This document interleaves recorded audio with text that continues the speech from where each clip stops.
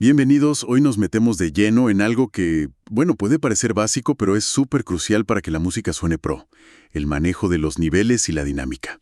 ¿Se han fijado cómo algunas canciones tienen esa claridad, esa potencia, mientras otras suenan como un poco desordenadas? Justamente. El material que tenemos hoy, unos apuntes bastante detallados sobre técnicas de mezcla y masterización, se enfoca justo en esos pilares. Quizá no son los efectos más llamativos, ¿no? Pero son los que sostienen todo el edificio sonoro, digamos. Exacto. La idea es desgranar estos conceptos técnicos, desde cómo preparar bien las pistas hasta cómo controlar la energía final. Queremos entender qué es lo que realmente marca la diferencia según este material, ¿cierto? Eso mismo. Así que, bueno, empecemos por el principio, ¿te parece? Los niveles. El primer gran apartado de estos apuntes es justamente eso, el manejo de niveles. Lo describen como la base misma de la claridad. Suena lógico, ¿no? El punto de partida. Así es. Y dentro de eso, el primer paso técnico, digamos, es lo que llaman etapa de ganancia, o gain staging. La idea clave aquí no es simplemente ajustar el volumen que oyes, sino optimizar la señal antes de empezar a meterle mano con procesos. Optimizarla. ¿Cómo? ¿Qué significa eso? Significa buscar un nivel saludable, que no esté ni muy bajo ni muy alto. Ajá. ¿Y por qué es tan importante este paso inicial? ¿Qué problemas te evita? Principalmente dos. Primero, mejora la relación señal-ruido. O sea, si grabas o trabajas con señales muy bajitas, bueno, al subirlas después, también subes el ruido de fondo que siempre está ahí, ¿viste? Claro, el ruido de base. Exacto. Y segundo, que es fundamental, previene el recorte digital, el famoso clipping, Uf, el clipping. que es cuando la señal es demasiado fuerte para el sistema y se corta. Estos apuntes recalcan que esto hay que hacerlo o al grabar o apenas importas los audios a tu sesión de mezcla. Es lo primerito. Qué interesante. Y mencionan algo curioso. Dicen que no es solo relevante para equipos analógicos viejos. No, para nada. Que incluso en digital, muchos plugins que emulan hardware clásico, bueno, están hechos para reaccionar de cierta forma a niveles de entrada específicos. Totalmente. Si la señal entra muy fuerte, pueden saturar de una forma que no quieres, y si entra muy bajita, quizá ni se activan como deberían. No trabajan bien. Entiendo. ¿Y dan algún consejo práctico para esto del gain staging? Sí, de hecho, uno útil es nivelar las pistas, por ejemplo, usando automatización de volumen o la ganancia del clip de audio mismo antes de ponerle un compresor. Ah, mira. ¿Por qué antes? Porque si una pista tiene partes muy fuertes y otras muy suaves, el compresor puede volverse loco, reaccionar de forma muy brusca. Si nivelas antes, le das al compresor una señal más pareja, más consistente para trabajar. Tiene sentido. Y incluso para voces o bajos, cosas muy dinámicas, sugieren usar un compresor muy sutil que apenas reduzca 2 o 3 dB, no tanto para comprimir el sonido en sí, sino como una guía, ¿sabes? Para ayudarte a ajustar manualmente la ganancia inicial de forma más precisa. Hablan de apuntar a un nivel promedio, alrededor de 0 dBu como referencia, para que los plugins trabajen en su zona de confort, digamos. Ok. Hay una aclaración técnica en el material que me parece importante para no liarnos. Distinguen entre el cero analógico, el 0 dB que ves en una consola vieja, a menudo 0 dBu o 0 BU, Ajá. y el cero digital, el 0 dBFS, que es el techo absoluto, el punto de no retorno antes del clipping digital. Exacto, son cosas distintas. Y también separan la idea de calibrar los convertidores, que a veces se hace a menos 18 dBFS como un estándar técnico, del nivel al que tú pones, no sé, el bombo o la voz en tu mezcla. Claro, una cosa es la calibración del sistema y otra el nivel artístico de cada elemento. Son conceptos relacionados, pero no lo mismo. El flujo lógico que proponen es: primero, calibración técnica se aplica.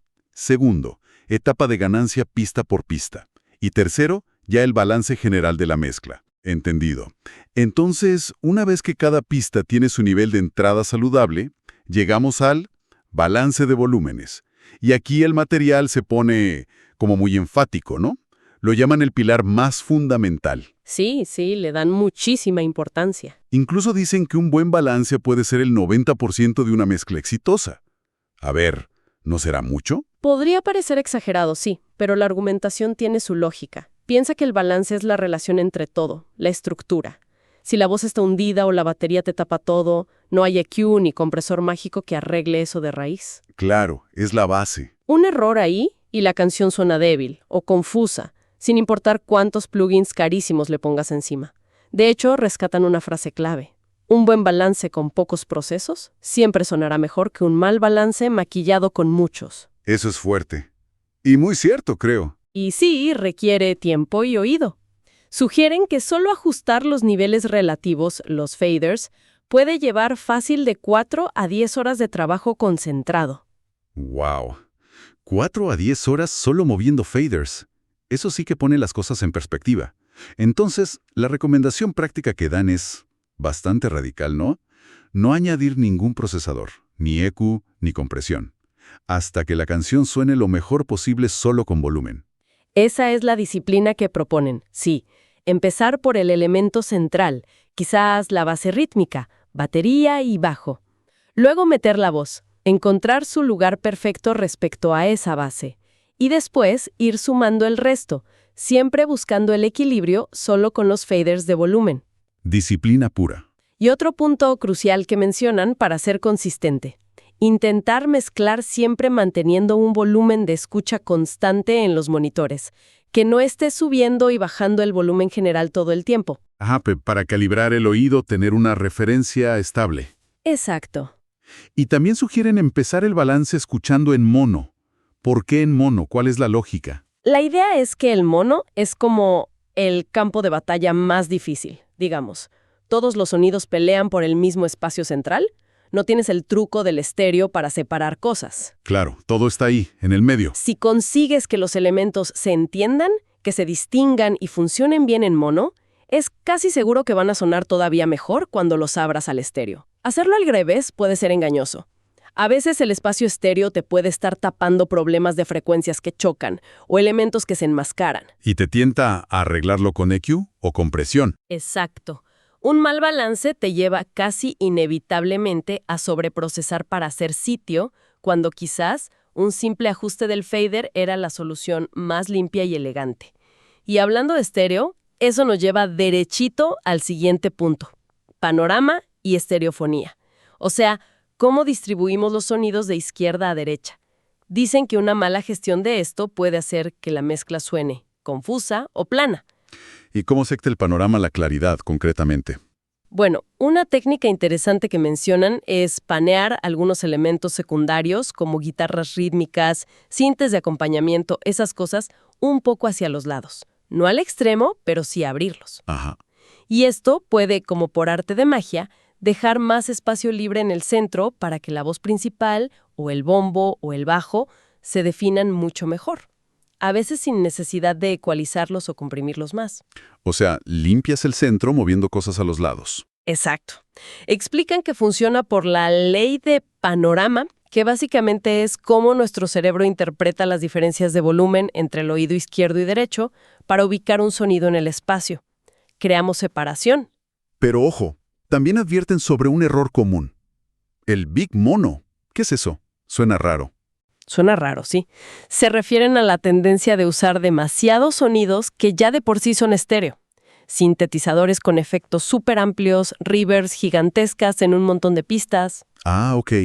Y al mismo tiempo tener pocos elementos claramente definidos como mono en el centro, voz, bombo, bajo, caja. Paradójicamente, dicen, demasiada información estéreo así, difusa, puede hacer que la mezcla suene borrosa, sin un foco claro, sin pegada. ¿Y por qué pasa eso? Explican que es como si el cerebro se saturara.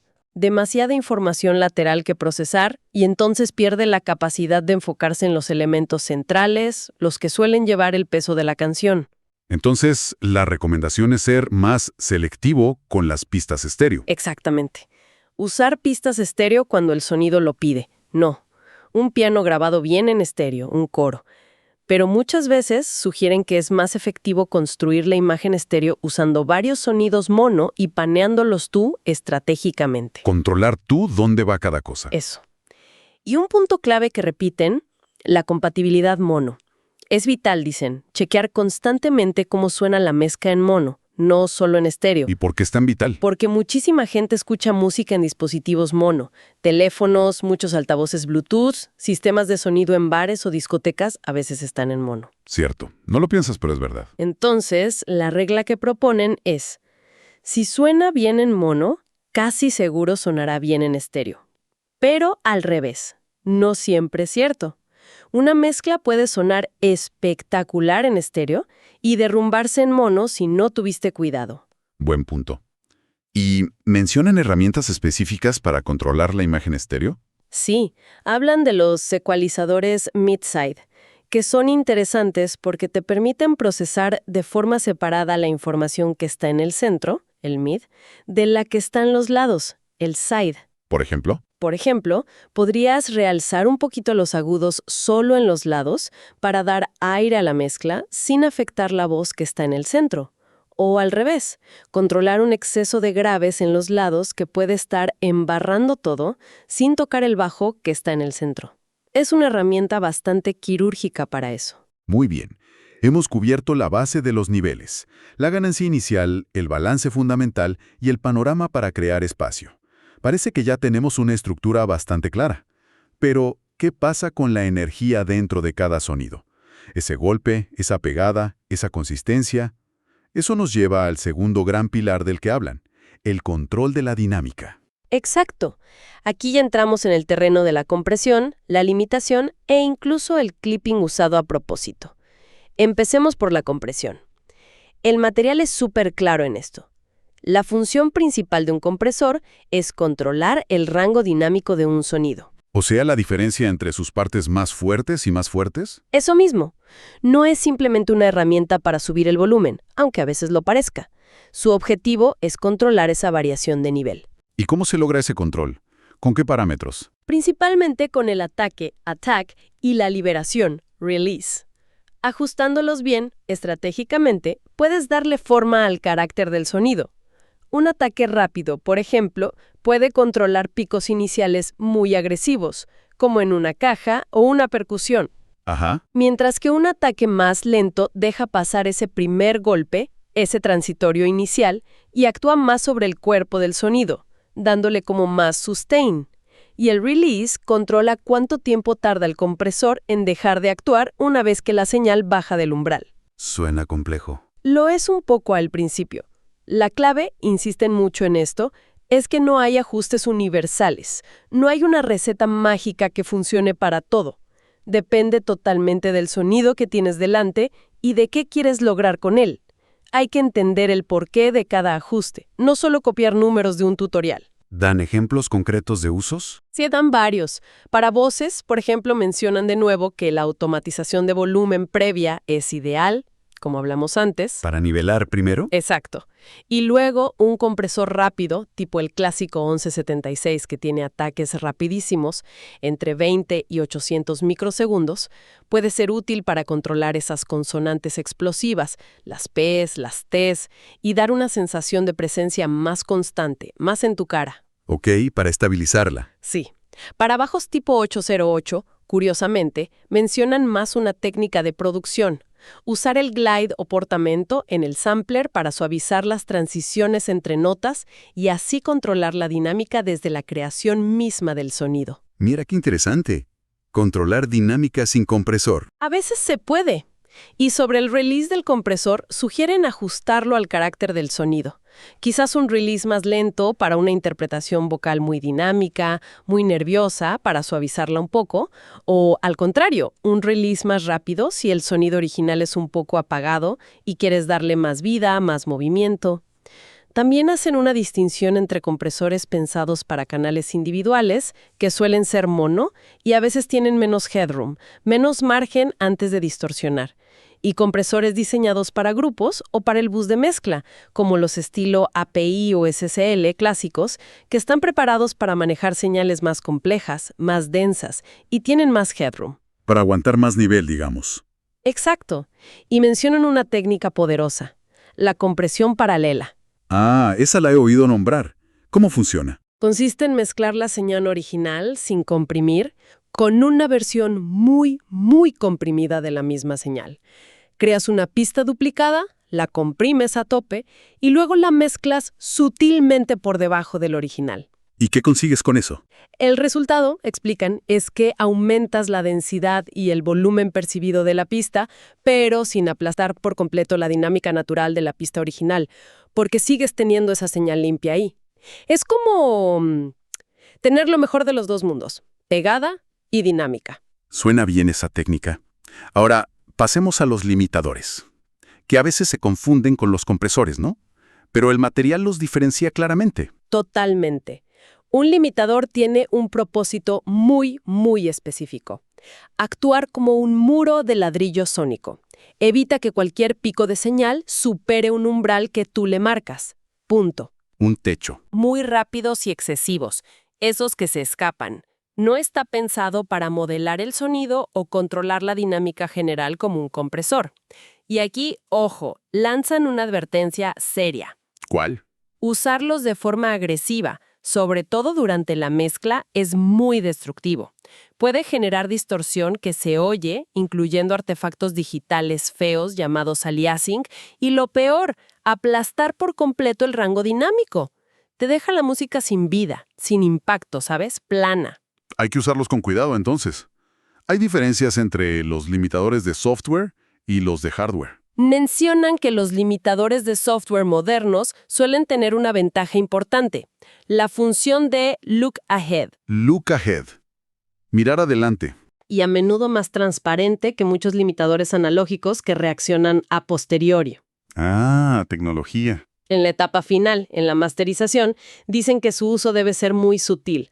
Para música comercial, pop, rock, etc., hablan de aplicar apenas 0.5 a 1 decibel de reducción de picos, solo para controlar esos transitorios más rebeldes sin afectar el cuerpo, la sustancia de la mezcla. O sea, muy poquito. Es importante entonces no confundir un limitador con un compresor tipo 1176, que como decías busca estabilizar la dinámica general, darle carácter, no solo cortar picos. Exacto. Son herramientas distintas para trabajos distintos, aunque reconocen que en algunos géneros, sobre todo más urbanos o electrónicos, es común mezclar hacia un limitador en el bus maestro para obtener ya un cierto sonido o nivel de referencia. Sí, eso se oye mucho. Pero advierten que hay que hacerlo con mucho cuidado y sabiendo bien lo que haces para no cargarte la mezcla antes de tiempo.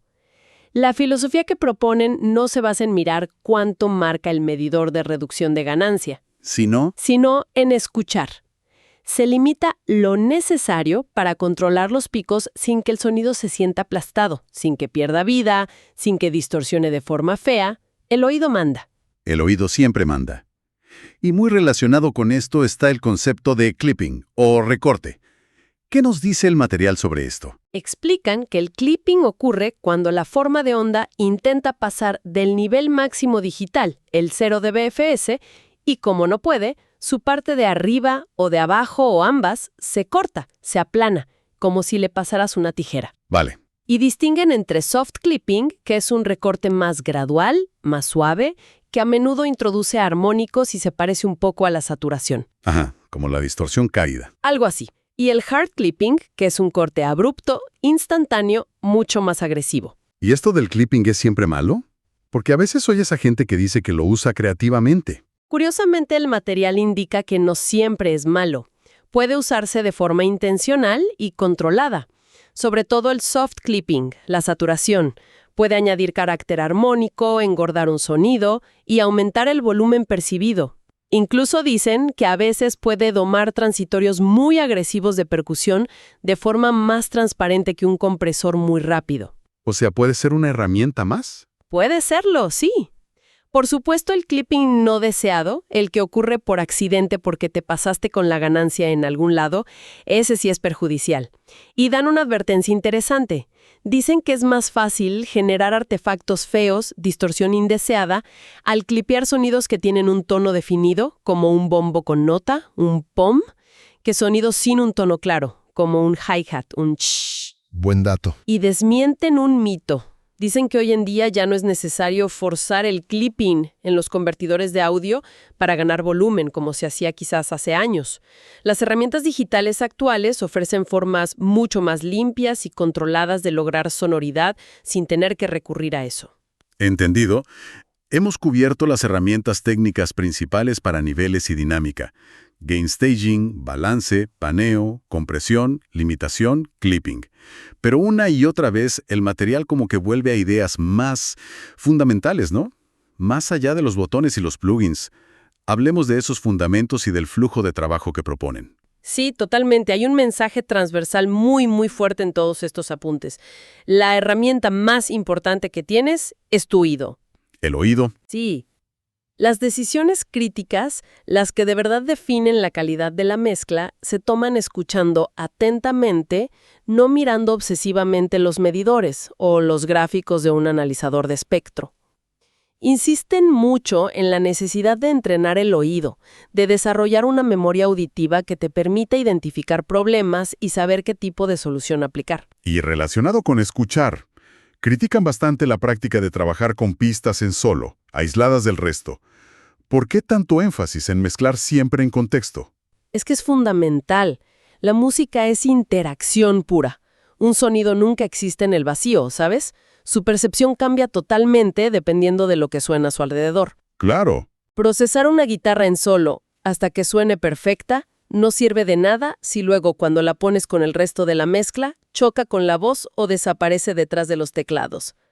Todas las decisiones, EQ, compresión, reverb, todo, deben tomarse escuchando cómo funciona esa pista dentro del conjunto, en el contexto de la canción completa. Tiene toda la lógica. Y para facilitar ese enfoque más global, proponen un método llamado Top-Down Mixing.